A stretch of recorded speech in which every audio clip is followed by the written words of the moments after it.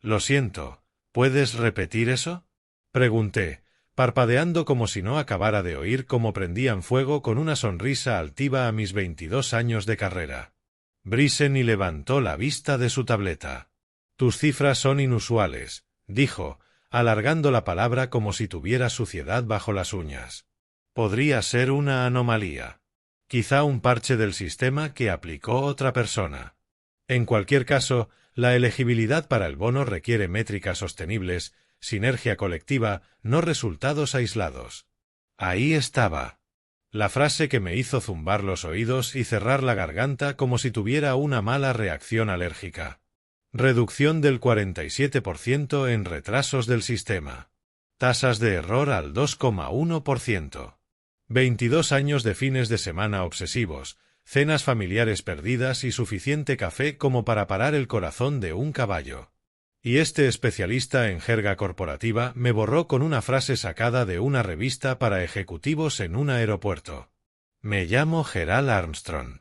Tengo 49 años y llevo construyendo sistemas informáticos desde antes de que este crío aprendiera a cuadrar una chequera. Tengo una hipoteca con 8 años por pagar, una hija que acaba la universidad el año que viene y había estado contando con ese bono para ayudar con su matrícula. Al otro lado de la mesa, algunos ejecutivos miraron sus manos, su café, cualquier lugar menos a mí. Uno carraspeó y dijo algo sobre alineación del equipo. No lo escuché. Estaba demasiado ocupado viendo cómo 2 décadas de lealtad salían por la puerta. Me levanté despacio, me quité la acreditación, limpio y deliberado, y la dejé sobre la mesa como una ficha de póker. Sin levantar la voz, sin una respuesta sarcástica, solo un final silencioso a una traición muy ruidosa. La sala siguió en silencio mientras me iba, no porque hubiera montado una escena, sino porque no lo hice.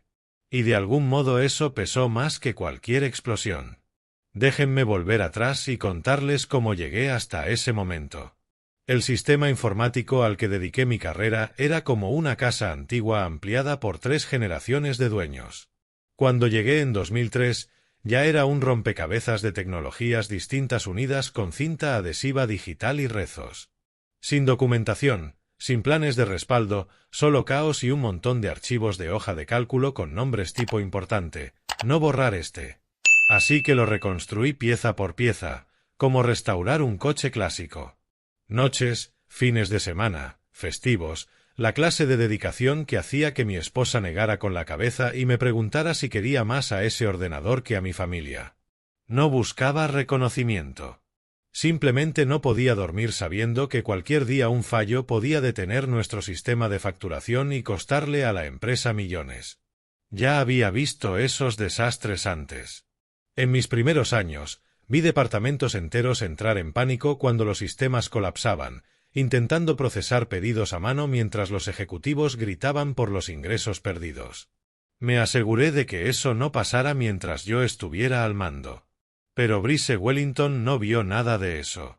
Bryce vio hojas de cálculo, centros de costos y su propio reflejo en las videollamadas.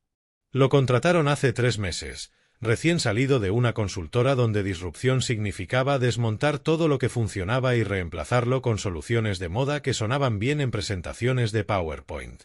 Lo primero que hizo fue eliminar a los líderes senior, renombrar nuestros grupos de desarrollo como clústeres de impacto y empezar cada reunión con una diapositiva que decía "vamos a cazar", como si estuviera preparando una guerra corporativa en vez de dirigir un departamento tecnológico.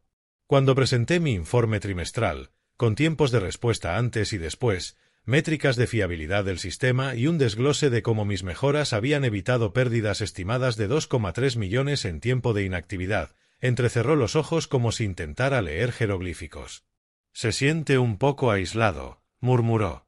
«¿Lo pasaste por nuestro nuevo protocolo de alineación?» «¿Qué protocolo?», pregunté. Sonrió esa sonrisa ensayada de MBA. «Exacto». En ese instante supe que el bono no llegaría. El reconocimiento tampoco. En cuanto vio mi nombre asociado a esas métricas exitosas, su cerebro me clasificó como amenaza. Aquí había un sistema que funcionaba demasiado bien, gestionado por alguien que no necesitaba su permiso para resolver problemas. Y a mis 49, Con canas y un estilo metódico anterior a sus palabras de moda, yo representaba todo lo que su modelo de gestión moderna debía reemplazar. Así que sí, entregué mi acreditación. Sin rabietas, sin discursos dramáticos, solo profesionalidad silenciosa. Porque lo que Brice no sabía, lo que ninguno se molestó en preguntar, era que el sistema no era un esfuerzo colectivo armado en reuniones interminables y herramientas de colaboración. Era mío, construido con experiencia, instinto y conocimiento ganado en cada crisis de medianoche y cada arreglo urgente de madrugada. Y lo más importante, existía principalmente en mi cabeza. No en sistemas de documentación sofisticados ni en manuales de formación que Brice pudiera pasarle al siguiente, sino en el mapa mental que desarrollé durante 22 años manteniendo en pie esa casa digital. Cuando crucé la puerta, no solo dejé un trabajo. Me llevé los planos arquitectónicos. Y sabía muy bien lo que iba a pasar cuando intentaran hacer reformas sin saber dónde estaban los muros de carga. El camino a casa me dio tiempo para pensar en lo que acababa de dejar atrás. 22 años construyendo algo que realmente importaba, reducido a una línea que un consultor podía descartar con jerga corporativa. Pero sentado en mi entrada, con la lluvia resbalando por el parabrisas, entendí algo. No habían perdido solo a un empleado. Habían perdido a la única persona que sabía cómo funcionaba realmente toda su operación. Y en unas 72 horas lo iban a descubrir por las malas. Para cuando aparqué esa tarde, el rumor ya corría por la oficina. Gerald se fue. Sin aviso, sin traspaso, sin comida de despedida, ni siquiera una actualización en LinkedIn. Solo susurros en cadenas de correos y mensajes cautelosos que llegaban a mi móvil como toques en el hombro. Me quedé en el coche 10 minutos, viendo la lluvia formar ríos lentos en el cristal. El perro del vecino ladraba a algo en la oscuridad. Seguramente un mapache hurgando en la basura. Parecía apropiado. Dentro, la casa se sentía distinta, más silenciosa. Mi portátil seguía abierto en la mesa, con un archivo de configuración a medio terminar que nunca se implementaría. Sara, mi esposa, ya dormía arriba. Tenía turno temprano en el hospital y no tuve valor para llamarla y contarle lo ocurrido. ¿Cómo explicas que 22 años de entrega fueran desechados por alguien que probablemente no podría reiniciar un router sin llamar a soporte? El primer mensaje llegó de Luis Rodríguez, uno de los programadores de backend con los que había pasado incontables despliegues de fin de semana. Supe lo que pasó. Es totalmente injusto, amigo. Lo siento. 2 minutos después, otro. Oye, ¿de verdad no dejaste ninguna documentación? Luego Chloe Winters, de calidad. Brice dijo que renunciaste porque no podías adaptarte a los flujos de trabajo modernos. Le dije que eso era basura, para que conste. Adaptarse. Qué palabra tan conveniente. La usan cuando quieren culparte por no fingir ser tonto. Pero el mensaje que más me golpeó vino de Melanie Brooks, la única que se quedaba hasta medianoche cuando teníamos actualizaciones críticas. Su mensaje fue simple. Tú construiste toda esa infraestructura desde cero. No tienen idea de lo que acaban de perder. Me quedé mirando ese mensaje mucho rato. No porque me hiciera sentir reivindicado, sino porque me recordó por qué dolía tanto. No solo había mantenido un sistema informático durante 22 años. Me había convertido en ese sistema. Cada proceso automatizado, cada conexión de datos, cada protocolo de seguridad, todo se remontaba a decisiones que tomé, problemas que resolví y parches temporales que con el tiempo se volvieron permanentes. El sistema de facturación procesaba 50 millones en transacciones al mes. La base de datos atendía a 200.000 cuentas activas. El inventario gestionaba piezas y servicios en 8 oficinas regionales, todo funcionando porque pasé 2 décadas entendiendo cómo se conectaba cada pieza. Y ahora tenía que alejarme. Así que hice lo que cualquier profesional hace al enfrentar una jubilación forzada de su obra de vida. Empecé a limpiar mi rastro digital. Primero mis archivos personales. Documentos de impuestos, fotos familiares, el script que escribí para respaldar automáticamente mi ordenador de casa. Nada que perteneciera a la empresa, solo pedazos dispersos de una carrera que consumió la mayor parte de mis horas despiertas en 20 años. Cerré mis accesos remotos, borré contraseñas guardadas y revoqué privilegios administrativos acumulados. Procedimiento estándar para alguien que se va, aunque dudaba que alguien hubiera creado una lista para mi caso particular. Pero entonces dudé frente a un archivo en particular, un script antiguo de monitoreo que escribí en mi segundo mes, cuando el sistema fallaba tantas veces que teníamos un saco de dormir en la sala de servidores. No era elegante, solo un programa simple que revisaba servicios críticos cada pocos minutos y registraba los resultados en un directorio seguro que solo yo conocía. Lo llamábamos perro guardián porque avisaba cuando algo empezaba a comportarse raro. Con los años evolucionó hasta algo más sofisticado, con respuestas automáticas y salvaguardas contra fallos en cascada. Abrí el archivo de registro y repasé meses de entradas rutinarias. Sistema normal 2025-108-2315. Conexión a la base de datos estable 2025-10800-2345. Servicios respondiendo 2025-108-9415. Página tras página de pruebas de que todo funcionaba. Entonces vi al final algo que había olvidado. Una línea en texto plano. Autenticación expirada. Modo de seguridad pendiente de activación. No lo había escrito recientemente. Era parte de una rutina de prueba de hace años, cuando aún era paranoico con accesos no autorizados. Una medida simple. Si las credenciales del administrador principal no se usaban en más de 72 horas, ciertos procesos pasaban a modo de protección y requerían autorización manual para cambios mayores. Parecía redundancia inocente en ese momento, solo otra capa de seguridad por si algo me pasaba. Infarto, accidente, enfermedad repentina, riesgos que se vuelven reales cuando llegas a los 40 largos. Cerré la terminal sin cambiar nada. Dejé que los protocolos hicieran su trabajo. Esa noche dormí mejor que en meses. No porque me alegrara perder el empleo, sino porque por primera vez en años no cargaba el peso de mantener toda esa infraestructura funcionando. Que Brice descubriera qué significaba liderazgo colaborativo cuando la colaboración involucraba sistemas que llevaban años en piloto automático. El lunes no puse alarma. Preparé café a una hora razonable, leí el periódico sin revisar el móvil cada 5 minutos y empecé a mirar ofertas de puestos técnicos senior. El trabajo remoto era común y mi experiencia seguía siendo valiosa, aunque mi empresa no lo viera.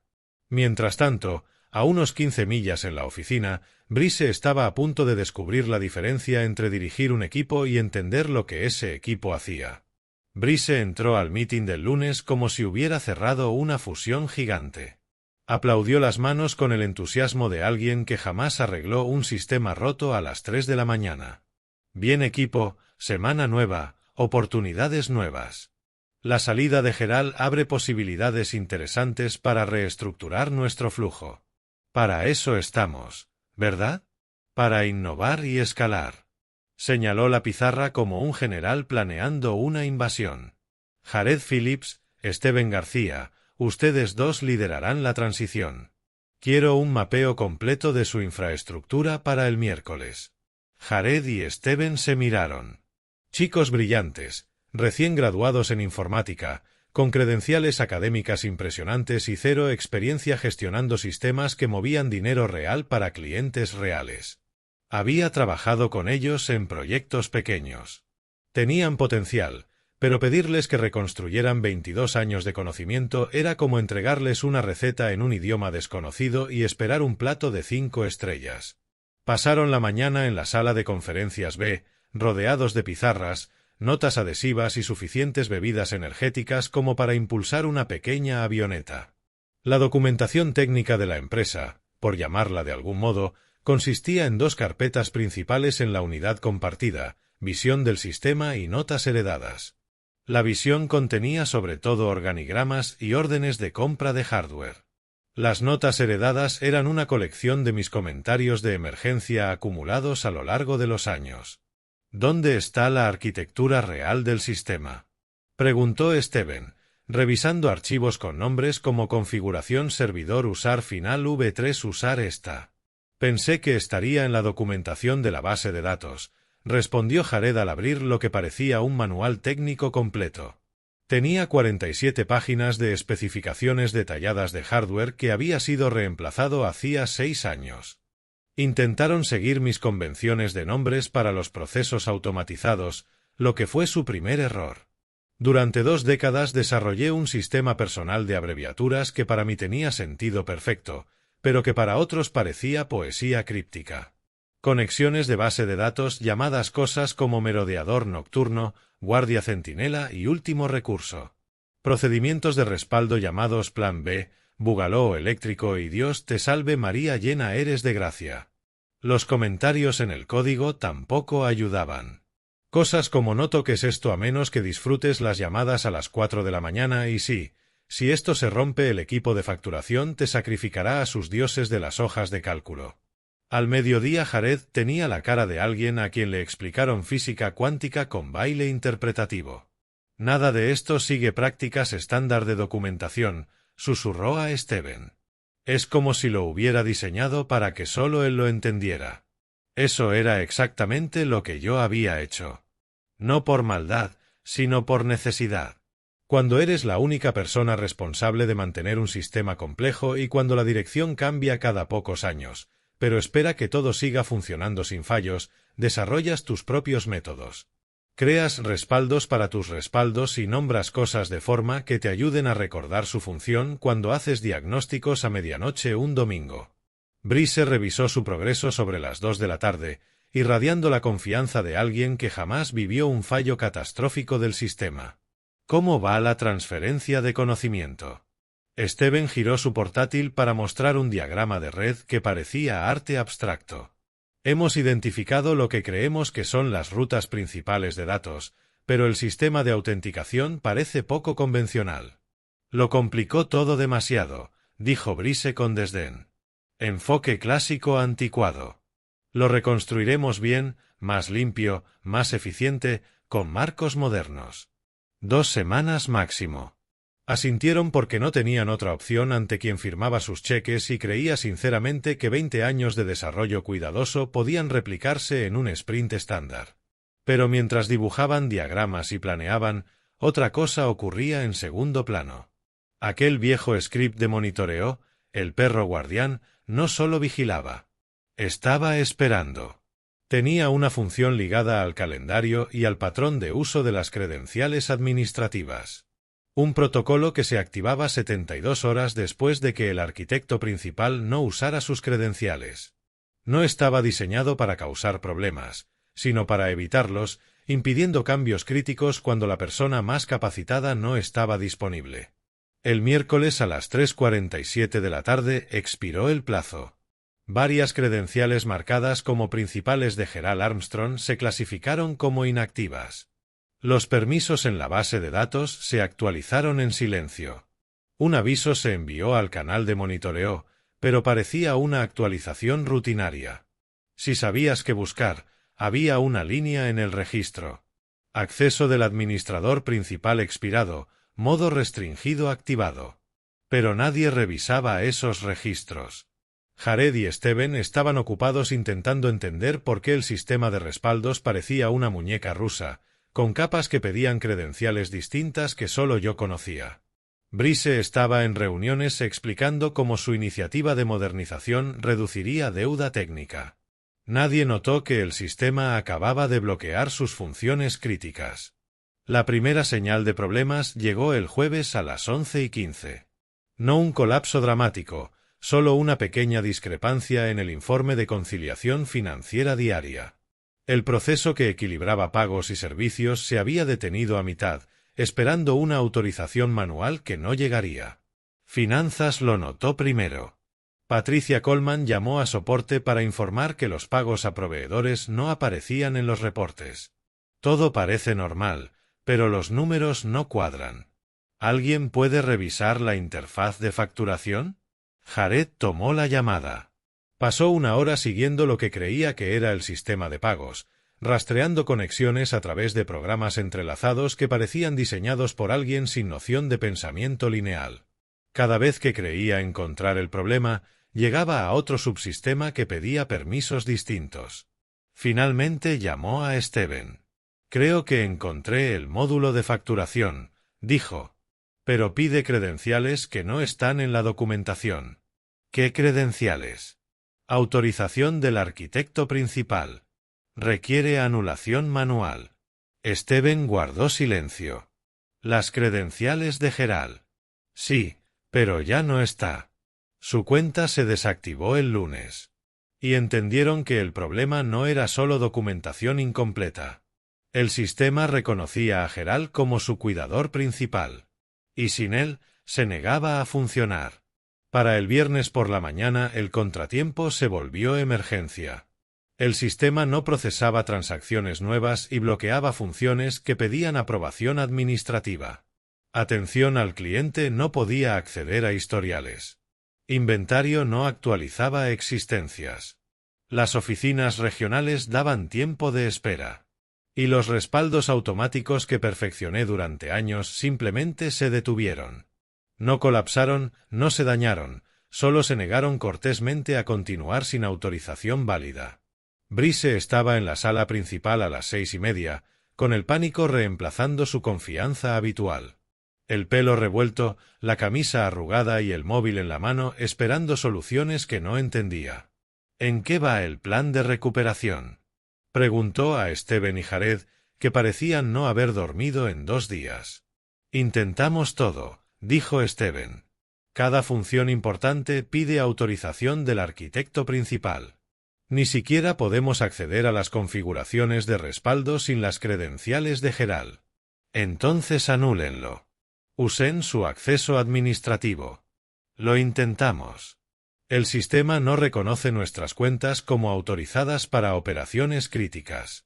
Es como si Gerald lo hubiera construido para confiar solo en él». Eso era exactamente lo que hice. No por ego, sino por experiencia. Había visto desastres causados por técnicos bien intencionados, pero inexpertos. Así que diseñé capas de seguridad que exigían conocimiento profundo para aprobar cambios esenciales. A las 7:15 entró Michael Davidson, director de operaciones, aún con ropa de fin de semana, llamado desde su casa por noticias lo bastante graves como para arruinar su golf matutino. «Explíquenme cómo perdimos control de nuestros sistemas», dijo. Brice carraspeó. «Estamos teniendo dificultades técnicas temporales relacionadas con la salida de Gerald. Nada que no podamos manejar. El equipo trabaja en soluciones alternativas». «¿Soluciones alternativas?».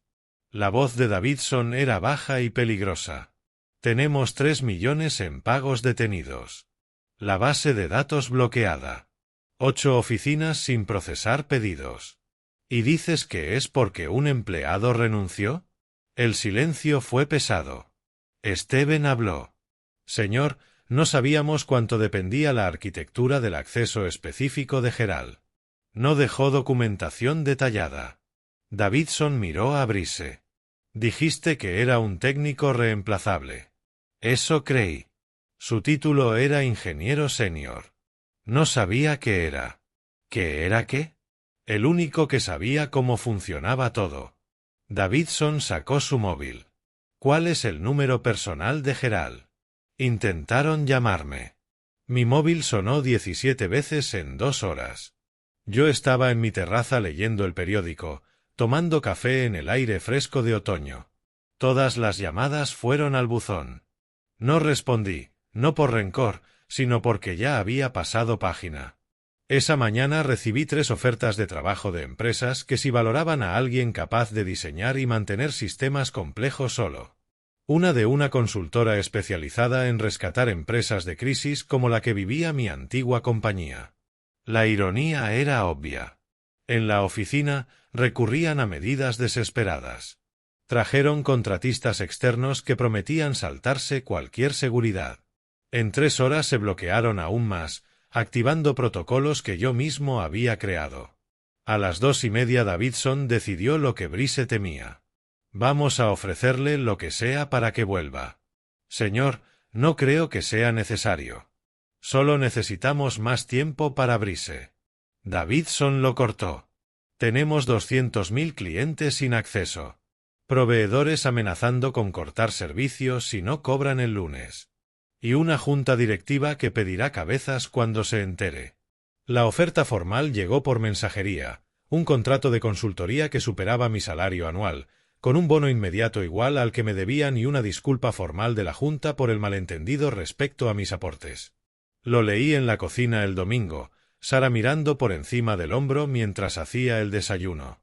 ¿Vas a aceptarlo?, preguntó. Miré por la ventana, al jardín, a los vecinos paseando a sus perros, a la vida que había ignorado por mantener sistemas ajenos. No, dije. Creo que es hora de algo nuevo. Envié una respuesta breve diciendo que no estaba disponible, deseándole suerte y sugiriendo contactar al proveedor original del sistema. Lo que no mencioné fue que ese proveedor cerró hace 8 años. El lunes comencé mi nuevo trabajo como consultor senior para una firma que ayudaba a empresas medianas a modernizar su infraestructura. Mi primera tarea fue desarrollar planes de recuperación ante desastres, estrategias para cuando personal crítico se va de repente. Nunca supe cómo resolvieron su crisis, pero vi una noticia 6 semanas después anunciando que Brise buscaba nuevas oportunidades. El nuevo director de TI era alguien que conocía, un profesional que entendía que los buenos sistemas no van solo de tecnología, sino del conocimiento y experiencia de quienes los construyen. A veces la mejor venganza no es desquitarse. Es irte y dejar que descubran lo que perdieron. El sistema recordó quién lo construyó, incluso cuando la empresa lo olvidó. Y así es como colapsas un sistema sin romper una sola ley ni tocar una sola línea de código.